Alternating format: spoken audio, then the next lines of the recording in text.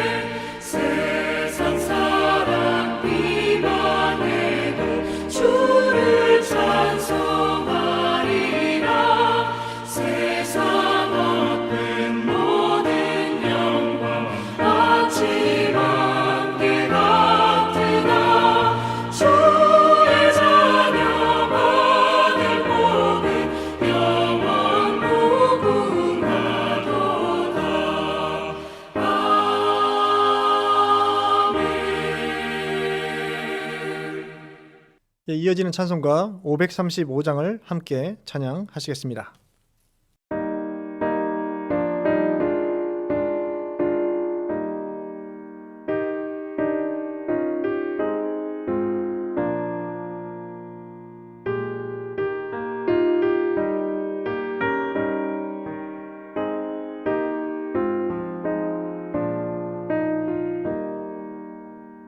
주의 수대 문 밖에 기다려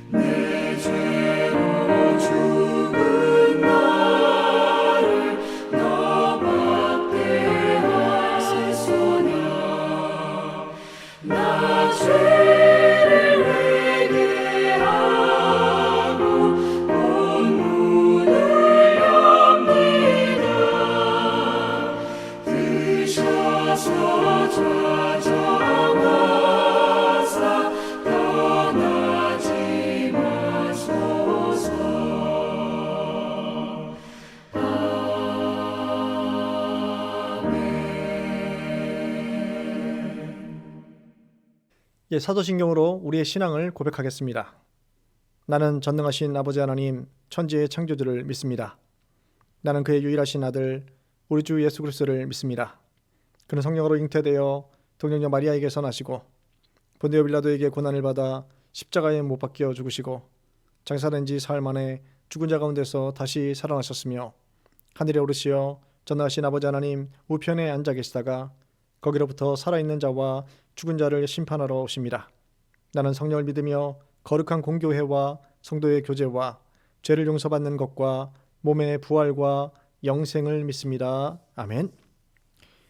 이 시간 우리에게 주시는 하나님의 말씀은 느헤미야서 9장 1절에서 5절까지의 말씀입니다. 느헤미야서 9장 1절에서 5절까지의 말씀, 거룩하신 하나님의 말씀을 제가 받들어 읽겠습니다. 그달 스문 나흔 날에 이스라엘 자손이 다 모여 금식하며 굵은 배 옷을 입고 티끌을 무릅쓰며 모든 이방 사람들과 절교하고 서서 자기의 죄와 조상들의 허물을 자복하고 이날에 낮 4분의 1은 그 제자리에 서서 그들의 하나님 여호와의 율법책을 낭독하고 낮 4분의 1은 죄를 자복하며 그들의 하나님 여호와께 경배하는데 레위 사람 예수아와 바니와 감미엘과 스바냐와 분니와 세레베아와 바니와 그나니는 단에 올라서서 큰 소리로 그들의 하나님 여호와께 부르짖고 또 레위 사람 예수아와 감미엘과 바니와 하삼느야와 세레베아와 호디야와 스바냐와 브다이아는 이르기를 너희 무리는 마땅히 일어나 영원부터 영원까지 계신 너희 하나님 여호와를 송축할지어다. 주여 주의 영화로운 이름을 송축하올 것은 주의 이름이 존귀하여 모든 송축이나 찬양에서 뛰어남이니이다. 아멘.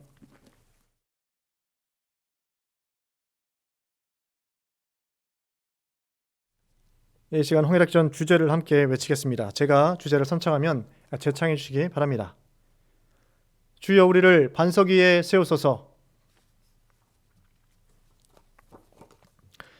2021 홍해락전 공동기도문으로 함께 기도하겠습니다. 다 함께 교독하시겠습니다. 처음이요 마지막이 되시며 세세토록 살아계셔 사망과 음부의 열쇠를 지니신 전능하신 하나님께 이 시간 마음과 뜻과 정성을 다해 기도하오니 첫째, 환난의 때에 서울교회를 초막 속에 비밀히 지키시고 장막 은밀한 곳에 숨기시며 높은 바위 위에 두시는 주님.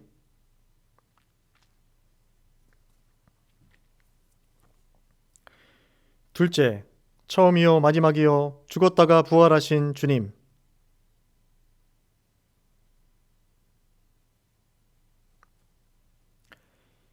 셋째, 우리의 모든 행위와 수고와 인내를 알고 계시며 주님의 이름을 위하여 참고 견디고 게으르지 아니한 것을 아시는 주님.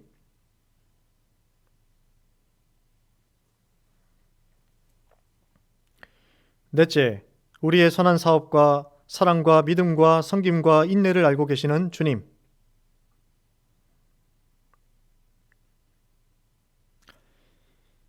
다섯째, 다윗의 열쇠를 가지시니 곧 열면 닫을 사람이 없고 닫으면 열 사람이 없는 주님.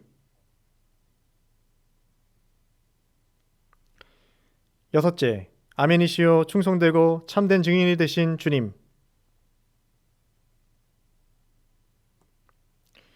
주 예수 그리스도 이름으로 기도드립니다. 아멘. 오늘은 두 번째 기도 제목을 가지고 다시 한번 마음을 합하여 기도하겠습니다. 처음이요 마지막이요 죽었다가 부활하신 주님, 고난을 두려워하지 않는 믿음과 마지막 날에 있을 환난을 이겨내는 성도가 되게 하옵소서. 여기에 더하여 기도하실 때 3대 담임 목사님이신 손다리 목사님의 새로운 리더십 체제의 안정과 정착을 위해서, 또 남겨진 교회의 문제의 온전한 해결을 위해서, 또 개인과 가정과 교회와 나라와 민족 앞에 놓인 홍해가 갈라지며 홍해를 마른 땅같이 건너는 귀한 믿음의 서울교회 성도들 될 수 있도록 이 시간 합심해서 뜨겁게 기도하도록 하겠습니다.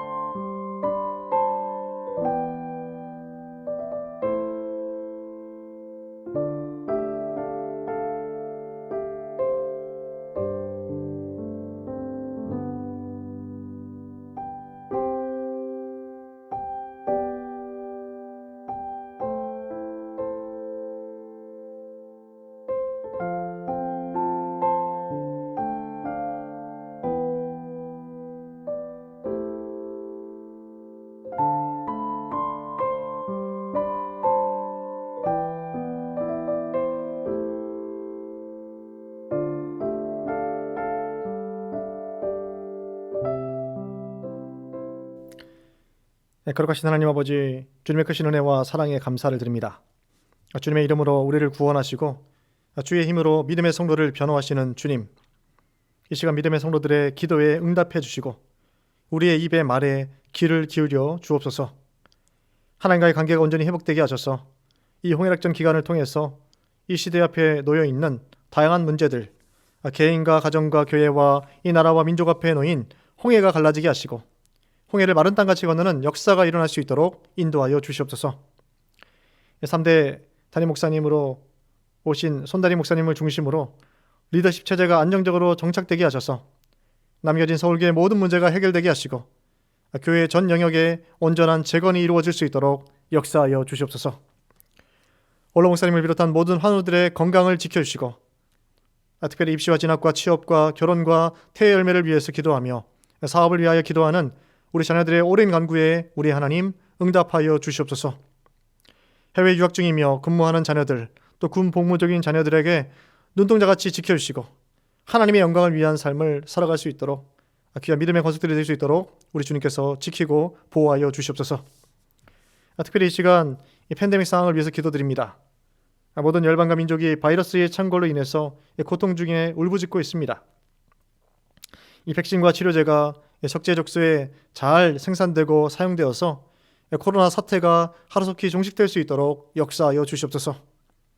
이 포스트 코로나 시대를 준비하는 한국교회와 서울교회가 되게 하셔서 변화하지 않는 본질을 시대의 변화에 맞는 그릇에 담아서 온전히 하나님의 나라를 확장하는 데 귀하게 쓰임받을 수 있는 믿음의 교회가 될 수 있도록 인도하여 주시옵소서. 이제 이 새벽에 하나님께서 우리에게 주시는 말씀을 받고자 합니다.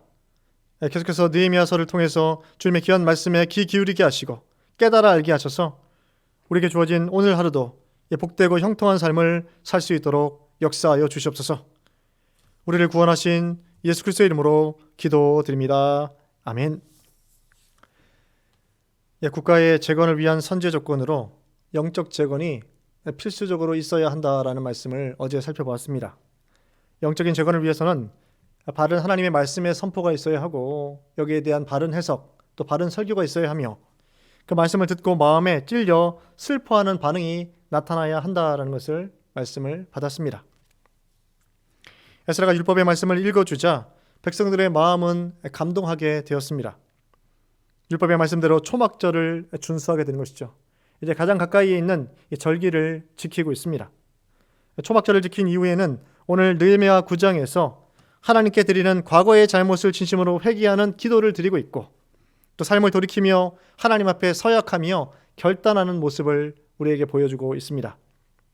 먼저 기도 이전에 실제적인 금식을 행하면서 삶의 지침과 관련되어 있는 하나님 앞에 죄의 사항을 돌이키는 서약의 고백을 드리고 있습니다. 느헤미야서 9장 1절과 2절의 말씀을 제가 읽겠습니다. 그달 스문 나온 날에 이스라엘 자손이 다 모여 금식하며 굵은 베옷을 입고 티끌을 무릅쓰며 모든 이방 사람들과 절교하고 서서 자기의 죄와 조상들의 허물을 자복하고. 9장 1절에 시작되는 와예 아스프라는 이 단어는 느헤미야 8장 1절과 느헤미야서 8장 13절에 이미 반복적으로 등장했던 단어입니다. 모이다라는 히브리어의 아삽의 죄기형이죠. 이는 스스로 모였다라는 의미를 지니고 있습니다.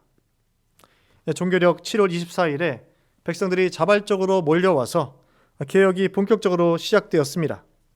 이 단어를 통해서 주요 사건이 어떻게 발생하게 되었는지에 대해서 말씀을 확인할 수 있는 것이죠. 느헤미야 8장에서 백성들이 스스로 모여들어 에스라에게 율법책을 가져오기를 부탁하였고 낭독하도록 부탁하였습니다. 그들은 귀를 기울이며 일어서고 응답하며 또 얼굴을 땅에 대고 경배하여 듣고 울며 가서 먹으면서 나누어 주고 즐거워하였습니다. 성전을 재건하고 성벽을 재건한 백성들은 이제 자발적으로 일어나서 자신들이 이룬 업적과 성취에 대한 일들을 그 의미를 되찾고자 하고 있는 것이죠. 성벽 재건이 하나님의 전적인 사역이었기 때문에 하나님의 말씀으로부터 위로와 미래의 방향성을 제시받기를 원하고 있습니다. 더 나아가 성전과 성벽을 재건한 후에 이제 무엇을 할 것인가에 대한 해답을 하나님 앞에 아뢰면서 촉구하고 있는 것이죠. 지미 카터 대통령 시절에 대통령이 집권하였을 때 미국에서는 거듭났다라는 말이 사회 전역에 유행하게 되었다고 합니다. 조지 갤럽 2세는 5천만에 달하는 미국 사람들이 자신이 이미 거듭났다라고 생각한다라는 조사 결과를 내놓기도 하였습니다. 사회 언론들은 거듭난 그리스도인들이 미국 정가를 주름잡는 정치 세력이 될 수 있다라고 그 가능성을 언급하기 시작했습니다. 과연 이때 진정한 의미에서 종교적 부흥을 눈앞에 둔 것일까라는 여기에 대한 질문에 많은 신학자들은 아니다라고 대답을 하게 되었습니다. 왜냐하면 전국적으로 죄에 대한 각성의 분위기를 전혀 느낄 수 없었기 때문에 그들은 거듭나지 않았다라는 것이죠. 부흥이 사람들에게 일어날 때 첫 번째 나타나는 증거는 사람들이 죄에 대하여 분명히 각성하고 슬퍼하는 것에 있다라고 밝히고 있습니다. 웨일즈의 대부흥이 그랬죠. 또 종교개혁 때에 그 하나님께서 허락하신 그 부흥이 그랬습니다. 또 요나의 전도를 통해 니느웨의 회개가 있을 때도 강력하게 성령께서 역사하셨다라는 것이죠. 이러한 성령께서 역사하시는 증거는 하나님의 백성의 양심이 깨어나게 되고 진심으로 죄를 슬퍼하게 되는 것에 있다라는 것입니다. 오늘 본문에서도 귀한 백성들이 더 이상 이대로의 삶이 아닌 새로운 가능성을 모색하면서 대안을 찾고자 하고 있습니다. 느헤미야 시대에 임한 부흥은 세 부분으로 구분됩니다. 첫 번째로 자발적으로 하나님의 말씀의 가르침을 듣기 위하여 모였다는 것이죠. 두 번째로 이 말씀을 듣고 죄에 대하여 슬퍼하며 통에 자복하였습니다. 세 번째로 삶의 변화로서 함께 하나님의 말씀에 근거한 언약과 서약을 하나님 앞에서 맺었다는 것입니다. 우리는 어제에 이어서 계속해서 살펴보고 있는 이 부분이 바로 참된 회개와 삶의 돌이킴과 연관되고 있는 말씀이 주어지고 있습니다. 2절의 백성들이 전민족적인 회개를 임함에 있어서 가장 먼저 했던 내용이 기록되고 있습니다. 모든 이방 사람들과 절교하고, 그동안 하나님의 선민 백성들은 이방인과 통혼하며 자신들의 정체성을 상실하고 있었습니다. 이에 이제는 이방인과 절교를 선언하고 있습니다. 그렇다면 에스라와 느헤미야는 왜 이방인과의 절교를 최우선 과제로 삼았겠습니까? 그것은 바로 이 귀한 백성들에게 가장 시급하고 가장 근본적인 문제가 바로 이 통혼에 있었다라는 것을 지적하고 있는 것이죠. 거룩한 백성으로서 혈통적이고 신앙적인 순수성을 지키기 위하여 이러한 결단을 서약하고 있습니다. 절교하다라는 단어는 구별하다, 나누다, 분리하다라는 의미를 지니고 있다고 합니다. 이것은 하나님의 주권적인 선택과 관련되어 있는 신학적인 의미의 단어입니다. 나는 너희를 만민 중에서 구별한 너희 하나님 여호와이니라 라고 할 때 이 구별한이라는 단어가 바로 절교하다라는 단어와 동일한 것이죠. 하나님의 주권적인 선택에 의하여 구별된 백성들은 그 삶에 있어서 당연히 이방인들과 구별되며 거룩하게 성별되어야 했습니다. 왜냐하면 혈통적 순수성의 훼손은 그 자체에 머무르지 않기 때문입니다. 선민의 신앙을 비롯해 삶의 전반을 하나님이 원하시는 거룩에서부터 멀어지게 하는 것이 바로 통혼에 있었다라는 것이죠. 왜 그렇습니까? 이방인 여인을 데리고 와서 그 여인의 영향력들을 그대로 받게 되는 것입니다. 따라서 선민 공동체의 민족적, 신앙적 순수성을 보존하기 위해서는 이방인과의 절교가 반드시 필요했던 시점입니다. 그래서 여기서 말하는 절교는 단순히 민족적인 배타주의가 아니다라는 것이죠. 신앙적, 종교적 분리를 통한 성결의 회복에 그 목적이 있겠다라고 특수한 목적이 여기에 기록되고 있습니다. 그런데 이러한 절교와 단절이 과연 이 귀한 백성들에게 쉬운 일이었을까요? 결코 그렇지 않았을 것입니다. 이방인 아내, 이방인 남편, 또 섞여 있는 아이들, 친한 친구들, 그동안 거래해왔던 이익 관계자들이 이방인 출신이라며 절교를 행한다라는 것은 결코 쉬운 일이 아니었을 것입니다. 자신의 삶을, 자신의 살을 깎아내는 것과 같은 고통이 있어야 했을 것입니다. 2절 하반절에 자기의 죄와 조상들의 허물을 자복하였다라고 말씀은 기록하고 있습니다. 당시 이스라엘의 현재적 상황은 과거 조상들의 죄와 결코 무관하지 않았습니다. 선조들의 죄악과 다윗 언약의 후손들의 폐역과 우상 숭배로 말미암아 이러한 결과를 얻게 되었다는 것이죠. 이 모든 현재의 수치가 과거의 선조들의 잘못된 결정과 깊은 연관을 갖고 있습니다. 이처럼 과거와 현재는 결코 분리할 수 없습니다. 늘 함께 묶여 있는 것이죠. 깊은 연관성을 지니고 있습니다. 지금 이스라엘 자손들은 모든 죄를 따로따로 분리해서 보지 않고 있는데 우리는 여기에 이 관점에 집중해야 합니다. 누구를 탓하고 비겁하게 다른 사람에게 누명을 씌우는 것이 아니라, 또 저들을 뒤에서 비난하는 것이 아니라 이 모든 현재의 결과가 바로 자신 안에서 그 문제를 해결하고자 하는 대단히 수준 높은 인격과 성품을 지닌 자의 모습을 이 귀한 백성들이 보이고 있는 것이죠. 총체적인 죄로 고백하며 참된 회개 가운데 나아가며 진정한 회개에 이르고 있는 모습을 보여주고 있습니다. 느헤미야서 9장 3절의 말씀입니다. 이 날에 낮 4분의 1은 그 제자리에 서서 그들의 하나님 여호와의 율법책을 낭독하고 낮 4분의 1은 죄를 자복하며 그들의 하나님 여호와께 경배하는데. 유다 귀한 백성들의 전민족적인 회개가 어떻게 이루어졌는지 자세하게 방법이 기록되고 있습니다. 일반적으로 유대인들에게 있어서 하루라는 시간 개념은 밤 12시와 낮 12시, 바로 24시간으로 이루어져 있는 것이죠. 또 그것을 밤과 낮 시간들을 4등분하였다고 합니다. 낮 4분의 1은 바로 낮 12시간의 4분의 1은 3시간을 가리키고 있는 것이죠. 오전 6시부터 오전 9시까지 하나님의 말씀을 서서 들었다라는 것이죠. 또 오전 9시부터 오전 정오 12시까지 그 말씀에 근거하여 죄를 자복하고 여호와 하나님을 경배하는데 오전 시간 전부를 보내었다라고 말씀하고 있는 것이죠. 그렇다면 죄의 자복에서 죄란 무엇이겠습니까? 웨스트민스터 소위리 문답에 의하면 죄는 하나님의 율법을 그대로 지키지 아니하거나 이에 어긋난 것이다라고 분명하게 기록하고 있습니다. 단지 느낌적으로 죄를 저질렀다, 단순히 천박한 행동을 했다, 거스르는 행동을 했다, 못된 짓을 했다라는 것과 구별되는 것이죠. 바로 하나님의 말씀에 근거한 삶을 살아가는 것, 그것이 거룩한 삶이고 하나님의 말씀을 어기는 것이 바로 죄악된 삶이다라는 것을 명백하게 말씀하고 있습니다.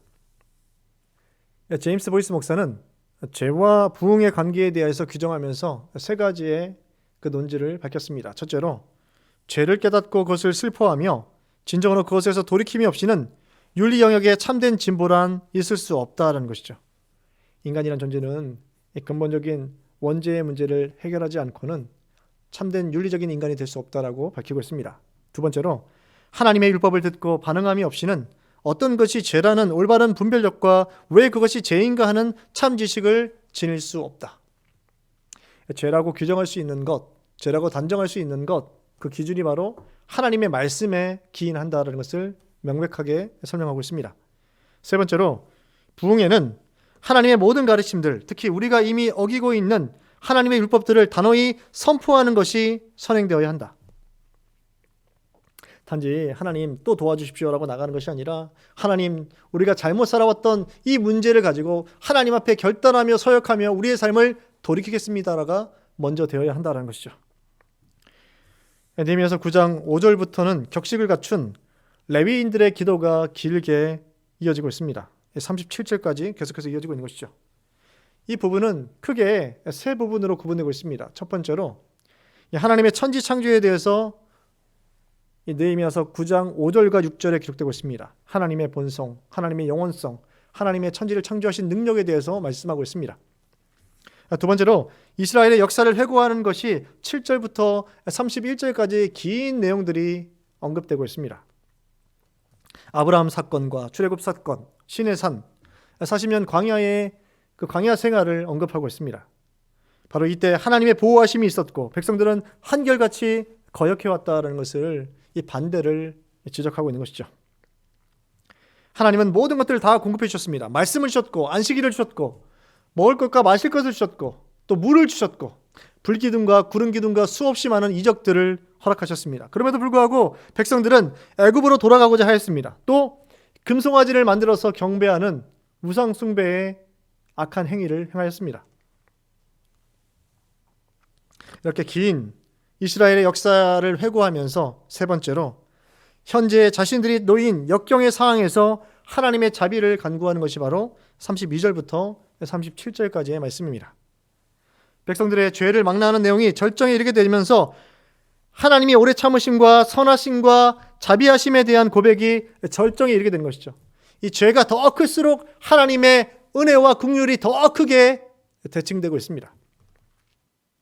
하나님의 오래 참음과 하나님의 선하심과 자비하심에 대하여 고백하면서 이제 바로 이때 하나님의 성품을 의지하여서 도움을 호소하고 있습니다. 우리가 읽지는 못했지만 느헤미야 9장 5절부터 38절까지의 말씀을 우리 각 처소에서 읽어보시기를 권면해 드립니다. 존재론적으로 선민 백성은 패역하였고 절대적으로 타락하였습니다. 반대로 여호와 하나님은 긍휼이 풍성하셔서 용서하시며 기회를 또다시 허락해 주고 계십니다. 이에 귀한 백성들은 하나님의 자비와 용서함을 간구하면서 오늘의 현실을 극복하고자 하나님 앞에 철저하게 도움을 요청하고 있습니다. 바로 이러한 에스라와 느헤미야 시대의 귀한 백성들의 기도와 간구가 오늘 우리의 기도와 간구가 되어야 하겠습니다.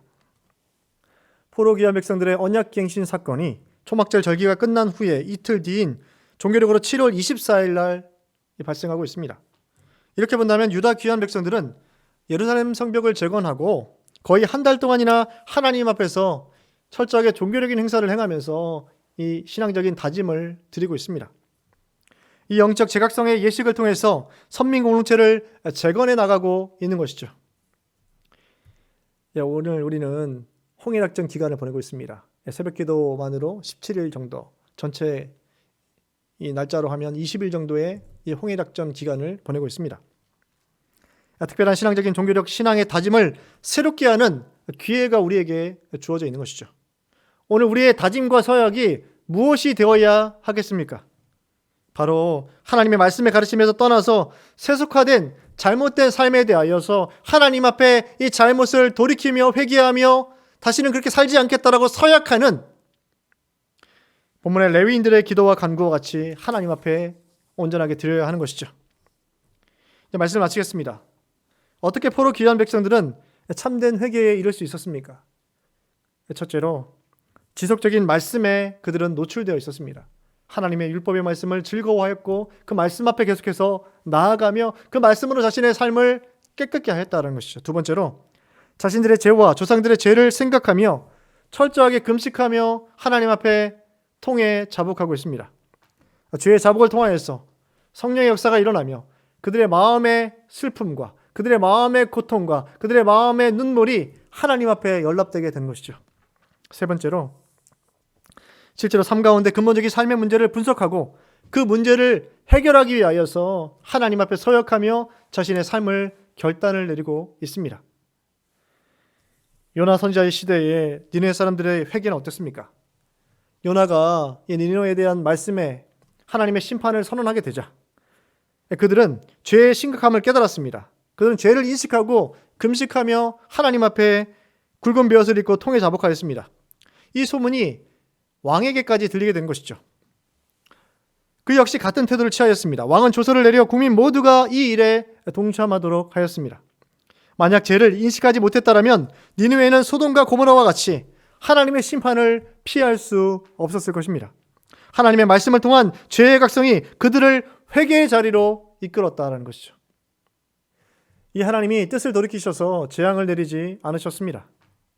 홍해락전 기간을 통해서 우리 모두가 신앙적인 결단과 다짐의 시간이 되셔서 이를 통해서 하나님의 크신 경륜과 역사를 경험하며 우리 앞에 놓여있는 개인과 가정과 민족과 나라와 교회 앞에 놓여있는 모든 홍해를 건너며 마른 땅같이 홍해를 건너가는 놀라운 축복을 경험하시기를 간절히 축원합니다.